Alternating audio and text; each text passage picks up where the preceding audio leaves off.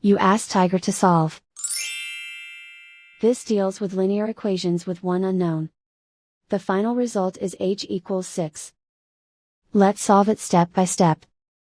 Swap sides. Group all constants on the right side of the equation. Add 7 to both sides. Simplify the arithmetic.